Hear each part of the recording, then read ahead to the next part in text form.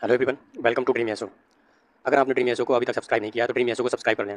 इस चैनल पर हम SSC, CGL, CHSL, MTS, phase जो एग्जाम होते हैं उनके रिगार्डिंग आपको इन्फॉर्मेशन देते रहते हैं। तो अभी जो सीजीएल के एग्जाम हो रहे हैं, कुछ लोगों के एग्जाम हो चुके होंगे, तो वो लोग अब बहुत डाउट में होंगे कि हमारा एग्जाम कैसा गया है, क्या हमारा प्री क्वालिफाई होगा या नहीं होगा। तो इन सब बातों के बारे में हम डिस्कस करेंगे कि इस बार की जो कट ऑफ है टीयर 1 की वो कितनी रह सकती है। तो सबसे पहले उन लोगों को बहुत बहुत बधाई। ठीक है, जो लोग एग्जाम दे चुके हैं उन लोगों के लिए, क्योंकि एग्जाम देना भी अपने आप में एक बड़ा टास्क होता है कि सेंटर इतनी दूर दिए जाते हैं।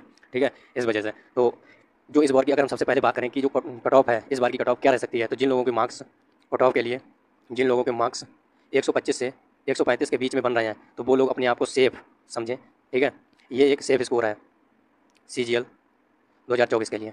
वो लोग अपने आप को सेफ समझ सकते हैं और अपनी मेंस के लिए तैयारी शुरू कर सकते हैं। और जिन लोगों के इससे मार्क्स कम आ रहे हैं, फिर कैटेगरी वाइज डिपेंड करता है कि कितने मार्क्स कम आ रहे हैं, कितने मार्क्स। हालांकि अगर 125 से 135 के बीच में अगर आपके मार्क्स बन रहे हैं, तब आप मेंस की तैयारी में लग जाओ अभी से, क्योंकि मेंस के लिए आपको ज़्यादा टाइम नहीं दिया जाएगा, मुश्किल से 2-3 महीने ही दिया जाएगा। ठीक है, तो इसलिए अगर डाउट में हो तो आपको, ठीक है, जब आंसर की आएगी तब आपको पता लग जाएगा कि हमारा एक्चुअल मार्क्स क्या बन रहे हैं, उसी के अकॉर्डिंग आप अपनी तैयारी शुरू कर देना। इस वीडियो में हम बात करेंगे कि जो अभी 21 डेज हैं जब तक कि आंसर की नहीं आती है, क्योंकि आपको पता है 26 सितंबर तक ही एग्जाम चलेंगे सीजीएल के। ठीक है, इसके 4-5 दिन बाद क्या आ जाएगी, आंसर की आ जाएगी। ठीक है, आंसर की आ जाएगी। हम मान के चलते हैं कि जो 1 अक्टूबर है, 1 अक्टूबर को आंसर की आपकी रिलीज़ कर देगा। तो 1 अक्टूबर से अभी तक हम मान के चल रहे हैं कि हमारा जो दिन बचे हैं वो 21 डेज बचे हैं। तो इस वीडियो में हम 21 डेज चैलेंज के बारे में बात करेंगे कि अभी तक हम लोग क्या पढ़े हैं। ठीक है, क्योंकि खाली तो बैठ नहीं सकते। अगर मेंस को फाड़ना है, अगर मेंस को फाड़ना है और इस बार 2024 में जॉब लेना है, ठीक है, जॉब अगर अपनी करनी है, अगर एएसओ बनना है, ठीक है, तो हम लोगों को अभी से लग जाना चाहिए और बिल्कुल भी देरी नहीं करनी चाहिए। क्योंकि जब आप समझते हो कि मैं आराम कर लूँ, तब कोई ना कोई लाइब्रेरी में कहीं ना कहीं बैठ करके पढ़ रहा होता है। ठीक है, तो हम लोग ढील तो अपनी स्टडी में बिल्कुल दे ही नहीं सकते, क्योंकि मैं भी सीजीएल की तैयारी कर रहा हूँ, तो मुझे भी पता है कि बिल्कुल ढील नहीं देनी चाहिए। और इसलिए मैं भी अभी से, अगर नहीं भी होता है मेंस के लिए मेरा क्वालिफाई, टीयर 1 नहीं भी होता है क्वालिफाई, फिर भी आगे जो एग्जाम आ रहा है एमटीएस का होगा, उसके लिए तो हम वैलिड होंगे। ठीक है, उसके लिए हमारी तैयारी जो होगी अच्छी होगी, बेहतर परफॉर्मेंस देंगे, उसमें उसमें चांस रहेगा कि हमारा हो जाए। ठीक है, तो इस तरह से अभी हम अपने आप को बिल्कुल रिलैक्स मोड में नहीं जाने देंगे। ठीक है, क्योंकि मेहनत करना हमारी आदत बन चुका है, तो हम मेहनत को करते रहेंगे बिल्कुल।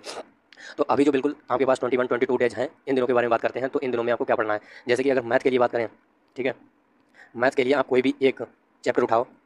ठीक है, डेली एक चैप्टर आप उठाओ, उसको, उसके जितने भी कॉन्सेप्ट हैं उनको रिवाइज करो। ठीक है, रिवाइज करने के बाद आप 100 क्वेश्चंस प्रैक्टिस करो, पी वाई क्यू लगाओ।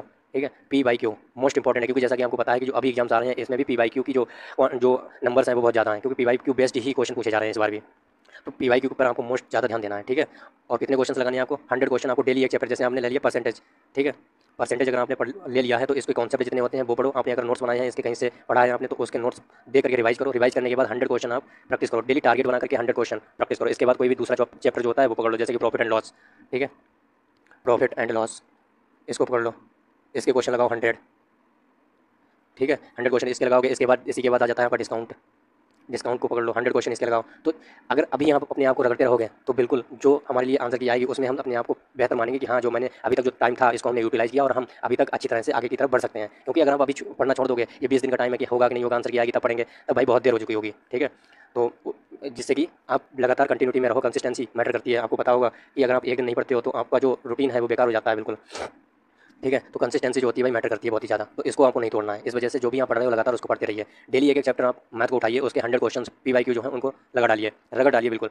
ठीक है, और किसी भी मार्केट में किसी भी बुक से आप प्रैक्टिस कर सकते हो, चाहे वो गगन प्रताप सर की हो, आदित्य रंजन सर की हो, या फिर जो राकेश यादव सर हैं, अविनाश शर्मा सर हैं, उनकी किसी भी बुक से आप पी वाई क्यू से प्रैक्टिस कर सकते हो। क्योंकि प्रैक्टिस और P Y Q most important है। बाकी पता है प्रैक्टिस अगर करते हो तो किसी दूसरे क्वेश्चन से भी हो सकती है, लेकिन पी वाई क्यू से करना मोस्ट इंपॉर्टेंट हो जाता है हमारे लिए। ठीक है, मस्ट है हमारे लिए पी वाई क्यू से करना।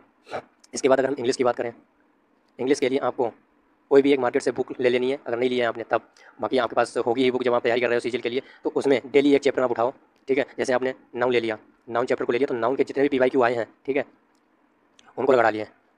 जितने भी पीवाईक्यू आपको पीछे मिले और उनको इस तरह से एनालाइज कीजिए जिससे कि आपको बेहतर ढंग से समझ में आए। ठीक है, और आगे के लिए चांस रहना चाहिए कि आपको कोई भी अगर उस क्वेश्चन से रिलेटेड, उस कॉन्सेप्ट से रिलेटेड अगर कोई भी क्वेश्चन आए तो उसको 100% आप श्योरिटी के साथ सही कर पाओ। इस तरह से लगाना चाहिए। इसके बाद जो ईडियम्स हैं, ठीक है, 20 ईडियम्स अभी से ही, ठीक है, 20 ईडियम्स अभी से ही लर्न करना स्टार्ट कर दो। इसके बाद सिनोनिम्स 20, एंटोनिम्स 20-20 करके आप तैयारी कर सकते हो। जैसे मेरे पास अगर मैं बात करूँ तो मेरे पास है नीतू मैम की वॉल्यूम 1 है, वॉल्यूम 1, और मेरे पास जयदीप सर की वॉल्यूम 1 है। ठीक है, नीतू मैम की है, नीतू मैम, और मेरे पास है जयदीप सर की।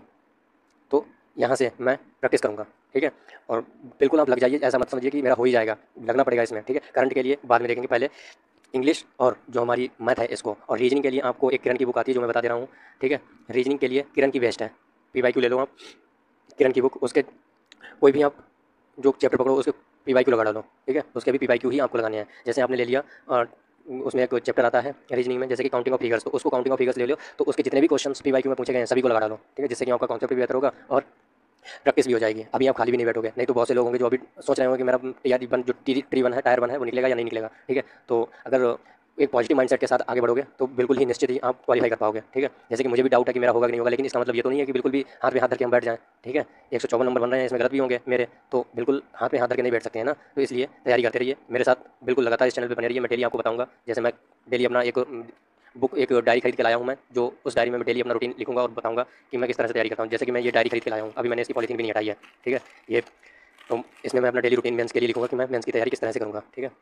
और जीएस जीके के लिए कोई भी, जैसे कि आपको हिस्ट्री पढ़ना है तो हिस्ट्री का, जैसे हिस्ट्री में होता है आपका अलग अलग चैप्टर्स हैं, तो एक एक चैप्टर को आप उठाओ। सबसे पहले आपको अभी पीवाईक्यू नहीं लगाना है इस हिस्ट्री के या फिर जीएस में, सबसे पहले आपको कॉन्सेप्ट एक बार रिवाइज कर देना है इन 20 दिन में, ठीक है। 20 डेज में आपको जितना भी आपका, चाहे वो इकोनॉमिक्स हो, ठीक है, जियोग्राफी हो आपका, या फिर आपके पास पॉलिटी हो, ठीक है, या फिर आपके पास जो हिस्ट्री है ये हो, जितना भी कॉन्सेप्ट है इसके सभी आप रिवाइज कर लो, ठीक है। थ्योरी जितनी भी है जीएस में वो सब पढ़ डालो इन 20 दिन में। इसके बाद हम बताएंगे आपको क्या करना है, ठीक है। और लगातार मेहनत करते रहिए, एक दिन सारा जहां हमारी पॉकेट में होगा। तो बस इसी उम्मीद से आप मेहनत कीजिए, जैसे कि मैं भी खाली तो बैठूंगा नहीं, ठीक है। और मेंस के लिए क्या है कि उसमें टाइपिंग भी आती है, तो टाइपिंग के लिए आप अभी से कहीं ज्वाइन कर लो, ठीक है। कोई कोचिंग इंस्टीट्यूट हो कंप्यूटर के लिए, जो कंप्यूटर कोचिंग देता हो, उसके लिए टाइपिंग के लिए आप जाकर के वो आपसे 200-300 रुपये लेगा और आपको डेली टाइपिंग कराएगा, ठीक है। तो वहाँ जाकर के आप टाइपिंग कर सकते हो। जैसे किसी के पास कंप्यूटर नहीं है तो वो जा सकता है उसके पास टाइपिंग करने के लिए। अगर नहीं भी है तो आप मोबाइल में एक ओटीजी सिस्टम आता है, ठीक है, ओटीजी सिस्टम कनेक्ट करके कीबोर्ड अलग से ला करके आप मोबाइल में अपने फिट कर सकते हो और उस पर भी आप टाइपिंग कर सकते हो, ठीक है। तो जैसे कि मैं जो हूँ, मैं तो कोचिंग एक लगा रखी है, तो वहाँ जाता हूँ, वहाँ जाकर के अपनी प्रैक्टिस कराता हूँ और कुछ अदर जो नॉलेज होती है, हमारा जो मेंस में एक पासिंग करने के लिए आता है कंप्यूटर का सेक्शन, उसके लिए भी बेनिफिशियल होगा, ठीक है। तो इस तरह से मैं तैयारी करता हूँ और बने रहिए बिल्कुल इस चैनल पर। अगर अभी तक आपने ड्रीम एसओ को सब्सक्राइब नहीं किया तो ड्रीम एसओ को सब्सक्राइब जरूर कर लें, ठीक है, क्योंकि ये चैनल आपका ही है, ठीक है। ड्रीम एएसओ, हम सभी का जो ड्रीम है वो एएसओ बनने का है, या फिर इनकम टैक्स ऑफिसर बनने का है, या फिर नार्कोटिक्स में जाने का है, सीबीआई बनने का है। जो भी हमारा सपना है वो बिल्कुल पूरा होगा और इस चैनल के माध्यम से मैं आपको टारगेट दिया करूँगा, ठीक है। अगर अभी तक आपने टेलीग्राम को ज्वाइन नहीं किया तो टेलीग्राम भी ज्वाइन कर लो, ठीक है, जिसकी लिंक हमने दे रखी है अपने डिस्क्रिप्शन में। और अभी के लिए इतना ही, मिलते हैं नेक्स्ट वीडियो में। जय हिंद, जय भारत, थैंक यू।